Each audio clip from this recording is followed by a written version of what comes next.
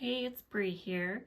In today's video, I'm going to show you a macrame hack, which is how to identify where you've left off in two different knots, just in case you get distracted, lose count, kids are calling you, or just have to leave your piece in the middle of it. And you come back to it and you're like, oh my gosh, where did I leave off? Which one is my working cord? Here is my hack.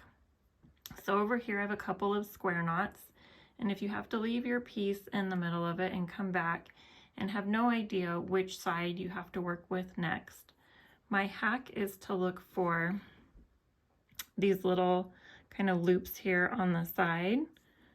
Right here, here, I have 3 over here on the right side, and the last one tells you which cord to work with. So my last loop over here is on the right side, so I know I have to use the right side cord as my backwards 4 to make my next square knot. And if you're not quite sure what I mean when I say backwards 4, or you know, that you have to kind of go back and forth between each side, then go back to that video where I teach you how to tie a square knot. This one over here is the diagonal clove hitch knot. Again, maybe the kids pulled you away, you were just tying a quick few knots in a couple minutes that you had, and you come back and you're like, oh my gosh, which one was my guiding cord? I cannot tell. So again, if you don't know what I mean by the guiding cord, head back to that clove hitch knot video, and I explain it in there.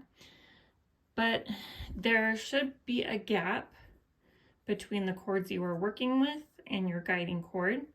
Another way to tell is that the guiding cord is coming out of the middle of these knots, because these knots were just wrapping around our guiding cord. So this one is kind of coming out of the middle of that. Hope you can see that. So those are that is my hack on how to figure out where you left off on those 2 knots.